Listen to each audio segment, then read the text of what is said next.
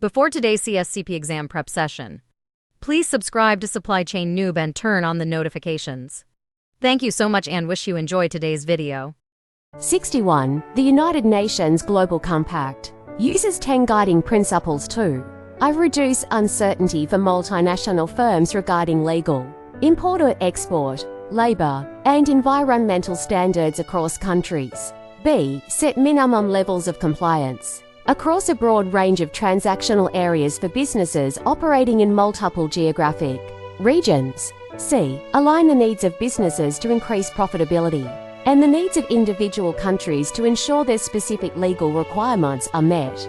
D. Help ensure that markets, commerce, technology, and finance promote advancement of economies and societies everywhere. Answer D.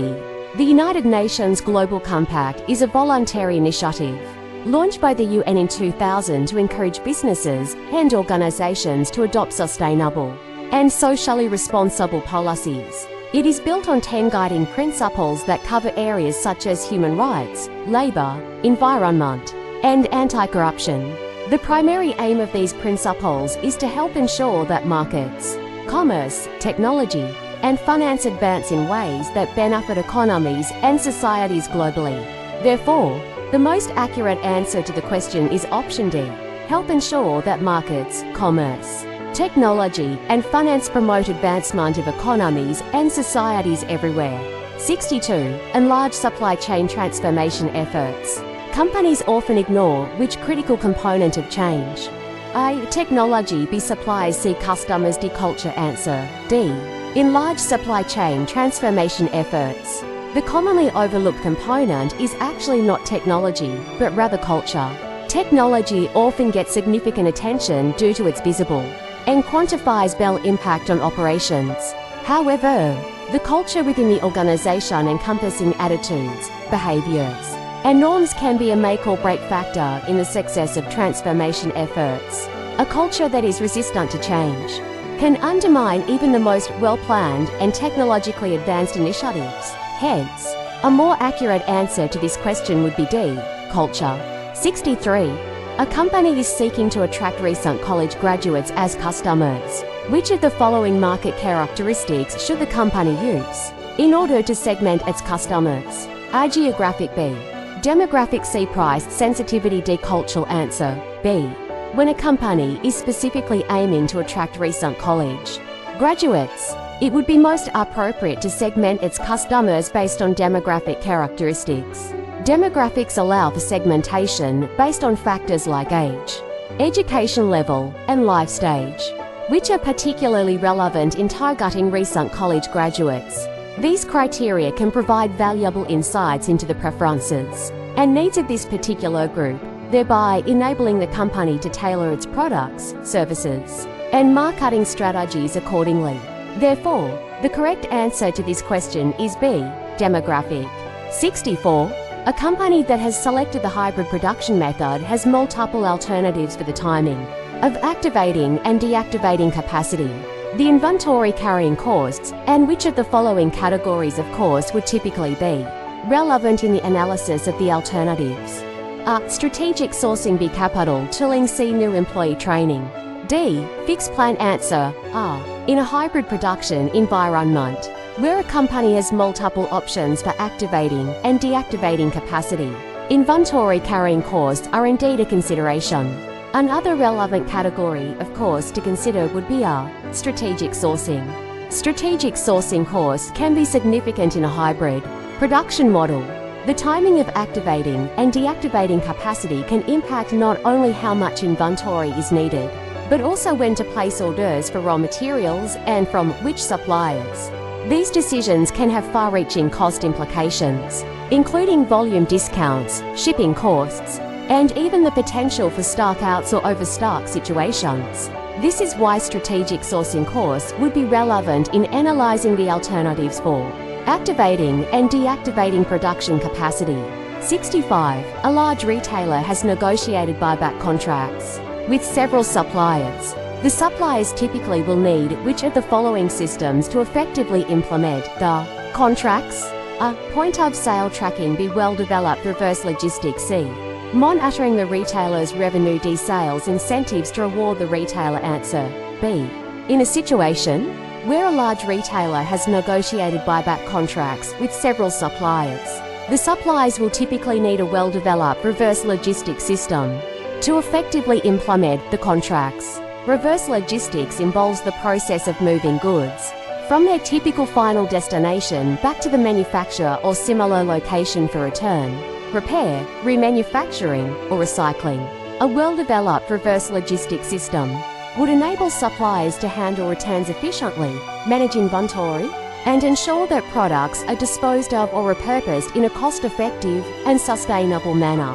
Buyback contracts often stipulate conditions under which unsold goods can be returned to the supplier. So, having a robust reverse logistics system is essential for managing such returns effectively. Therefore, the correct answer is B. Well-developed reverse logistics. 66. Organizations can take which of the following actions as an outcome of SWOT analysis? Publish their internal positive factors. B. Emphasize their internal negative factors. C. Take advantage of external positive factors. D. Control external negative factors. Answer B. SWOT analysis is a framework used to evaluate an organization's strengths, weaknesses, opportunities, and threats. The typical outcomes of a SWOT analysis are generally strategic actions aimed at capitalizing on strengths and opportunities while mitigating weaknesses and threats. Option B. Emphasize their internal negative factors. Could be misleading. While it's true that a SWOT analysis helps identify internal weaknesses, negative factors, the goal is usually to find ways to mitigate or eliminate them rather than to emphasize them. 67. The best way to manage a business relationship is to measure performance to A. Cost of ownership metrics. B. Quality targets. C. On-time delivery. D. Agreed upon metrics. Answer D. In managing a business relationship, the best approach to measuring performance would be D. Agreed upon metrics. Agreed upon metrics are the key performance indicators, KPIs, that both parties have mutually decided are important for assessing the health and success of the relationship. These could include any combination of cost, quality, and delivery metrics, among others, depending on what is most relevant to the particular business relationship. 68. Which of the following is the most important result when a company implements customer relationship management? A. Profits are maximized. B. Retention of key customers is increased. C. Product options are increased. D. Transaction costs are decreased. Answer B. The primary objective of implementing a customer relationship management CRM system is to manage a company's interactions with current and potential customers. While CRM can have multiple benefits, including increased profits, more product options, and decreased transaction costs, the most important result is generally B. Retention of key customers is increased. Customer retention is crucial because retaining existing customers is often less expensive than acquiring new ones, and loyal customers may provide more long-term value to the company. By effectively managing relationships and interactions through CRM, a company can better understand customer needs, preferences, and behaviors, thereby increasing the likelihood of retaining key customers. 69. Which of the following actions is most likely to improve the flow of funds between a group of supply chain partners? Increasing the level of information sharing and collaboration by negotiating a single set of terms for the trading partners. C. Increasing a partner's cash-to-cash cycle time. D. Selecting a single currency for all group transactions. By using a single currency, partners can eliminate the costs and complexities associated with currency conversion, foreign exchange risks, and multi-currency accounting. This can lead to more predictable and simplified financial processes, thereby potentially improving the flow of funds between partners. So, in this context, the action most likely to improve the flow of funds between a group of supply chain partners could be considered D. Selecting a single currency for all group transactions. 70. Potential customers of a company's new product have tight tolerance requirements. The company plans to purchase a critical component. To meet customer requirements, the company should first I. Implement statistical process control for the component. B. Bring manufacturing of the critical component in-house. C. Develop an alternate source of supply. D. Certify the supplier of the component. Answer: D. If potential customers have tight tolerance requirements for a new product, and the company plans to purchase a critical component, the first step should be D.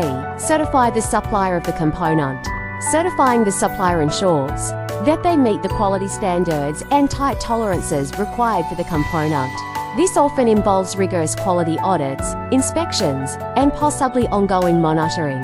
By ensuring that the supplier can meet the requisite standards, the company is better positioned to meet its customers' tight tolerance requirements. Therefore, the correct first action to meet customer requirements would be D. Certify the supplier of the component. Thank you so much for joining us today on the CSCP exam prep. If you like our channel, please subscribe it and turn on the notification. Sharing with your friends is always appreciated. See you next time.